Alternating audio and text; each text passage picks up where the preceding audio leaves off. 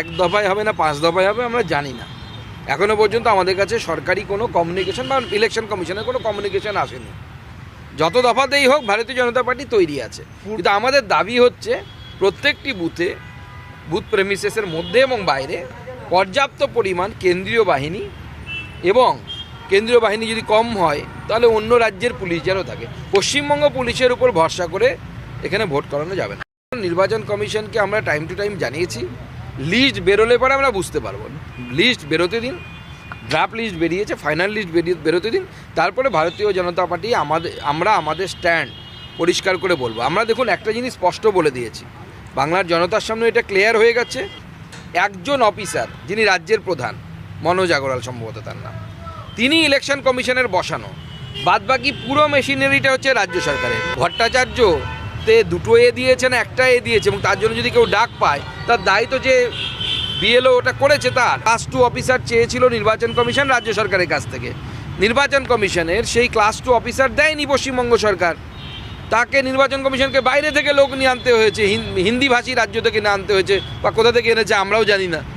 যদি এনে থাকেন তো হিন্দিভাষী রাজ্যের লোক, সে তো ভট্টাচার্য দুটো না একটায় সেও জানবে না, ব্যানার্জি আর বন্দ্যোপাধ্যায়তে একই বস্তু একই ব্যক্তি, সেটা তার পক্ষে জানা সম্ভব নয়। ঠক বাঁচতে গা উজাড় হওয়ার যে অবস্থা, সেই ঠক বাঁচতে গা উজাড় হওয়ার মতো অবস্থা হবে। ওখানে হয়তো নতুন কেউ অফিসার গেছে, সে গিয়ে হয়তো এগুলো নতুন মামদোবাজি করছে। আসলে কি, এই যে বাংলার বাড়ি বলে যেটা দেয়া হয়েছে, এই বাড়ি ফাড়ি তো কেউ পাবে না। এই প্রকল্পটা চালুই করা হয়েছে কেন? যাতে তৃণমূল কংগ্রেস নেতারা, লোকাল লেভেল নেতারা কারো কাছে 20,000, কারো কাছে 30,000 করে টাকাটা তুলতে পারে এবং সেটা ভোটে খরচ করতে পারে নিজের বুথে, সেই জন্য দিয়েছে। রাজ্য সরকারের অসহযোগিতার জন্য পশ্চিমবঙ্গে অ্যাট প্রেজেন্ট প্রায় 50-এর উপরে প্রকল্প বন্ধ হয়ে আছে। আপনারা চিংড়িঘাটের অবস্থাটাই দেখুন না কেন, মাত্র 300 মিটার পুরো দক্ষিণ কলকাতার সাথে এয়ারপোর্ট জুড়ে যাবে। মানুষের কত উপকার হবে ভাবুন। শুধুমাত্র রাজনীতির জন্য আজকে দক্ষিণ কলকাতার সাথে এয়ারপোর্টে সরাসরি যোগাযোগটা হচ্ছে না। 300 মিটার, অনলি 300 মিটার লেন। অন্যের চট্টোপাধ্যায়দের কাজ নেই তাই করছে, মুসলিম তোষণ করার চেষ্টা করছে। উনি কি খারাপ বলেছে? মাদ্রাসাতে কি বেরোয় না? কতগুলো প্রমাণ লাগবে? মাদ্রাসাতে থেকে যে উগ্রপন্থী বেরিয়েছে তার কতগুলো প্রমাণ লাগবে, আমরা দিয়ে দেবো। পাকিস্তানে বেরিয়েছে, বাংলাদেশে বেরিয়েছে, ভারতবর্ষে 2-4টে বেরিয়েছে, তো নতুন কি? তো ইউনিভার্সালি প্রুফ। আগেও তো রাজ্য সরকারি কর্মচারীরাই ভোটার স্লিপ বিলি করতো নির্বাচন কমিশনের হয়ে, তো নতুন কিছু নয়। কার হাত ধরবে আমাদের জানা নেই। বামফ্রন্টের অবস্থা হচ্ছে এখন হয়ে গেছে সেই ছেলে বা মেয়ের মতো, যার 3 মাসের বেশি বয়ফ্রেন্ড বা গার্লফ্রেন্ড টেকে না। কখনো একে চুমু খাচ্ছে, কখনো ওকে চুমু খাচ্ছে।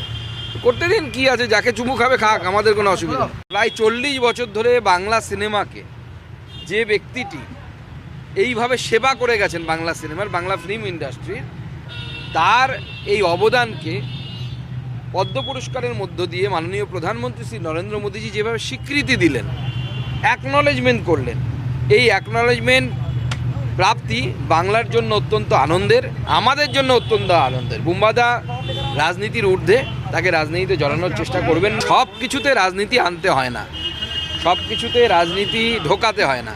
শিক্ষাক্ষেত্রে রাজনীতি থাকা উচিত নয়, ফিল্ম ইন্ডাস্ট্রিতে রাজনীতি থাকা উচিত নয়। রাজনীতি ঢুকলে পরে ফিল্ম ইন্ডাস্ট্রি সহ এই ধরনের যে সেক্টরগুলো আছে তার ক্ষতি হয়।